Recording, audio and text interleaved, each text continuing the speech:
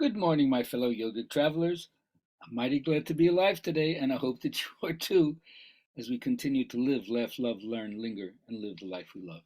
Well, Wednesday, joke day. Oh, yeah, you know me with the jokes. Okay, Sam and Abe, two really great friends, did say, listen, we're so close that whoever goes first, come back from the other world and let the other person know what it's like. So they say, okay. And unfortunately, Sam dies. Abe is in a grief mode, and but a couple of weeks later, all of a sudden, he hears a voice. Abe, Abe, Abe says, Sam, is that you? He says, yes. He says, unbelievable. You came back from the other. Yes. Tell me, what's life like? You're not going to believe this. It is fantastic. I wake up in the morning. I eat as much as I want. I make love. I go to sleep. I wake up again. I eat. I make love. I go to sleep all day long, every day. That's what it's like. He says, unbelievable. You're in heaven. He says, no, I'm a bull in Colorado. Okay, so there we go. Anyway, this week I'm honoring the teachings I've gotten from Chogyam Trungpa Rinpoche, Tibetan master, no nonsense, kind of crazy wisdom lineage guy. And he taught me some really interesting things that seem to be applicable to the Vajrayana Buddhist teaching, but actually it's so pertinent for a yogi. So the first thing you understand is when you're a yoga practitioner, you start off by practicing asana, right? You come for what you think is yoga, but you end up with the Dharma, the path that teaches you how to deal with suffering. Now, first thing we say is hit the mat also. If you lose your basic footing, right, go back to square one. When you're not sure, right, hit the mat, do the practice, wipe out the verbal mind, see what happens. Don't label yourself.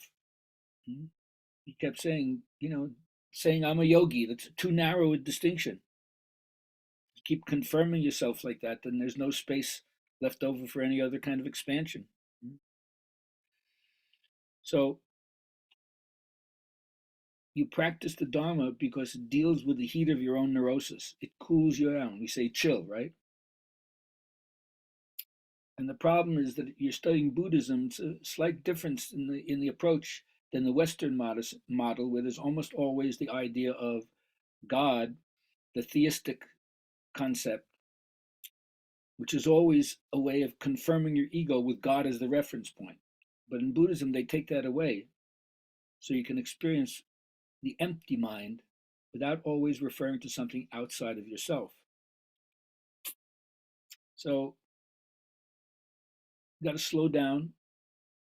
He taught me that eagerness is a euphemism for speed. And if you move too quickly, you don't see a lot, you numb yourself, in fact. So you're not supposed to market this whole thing. The whole American Dharma, the Madison Avenue approach to exhibiting your works as a showpiece or cashing in while you're young, so to speak. There are other worlds than that kind of dramatic message that you're trying to leave to other people.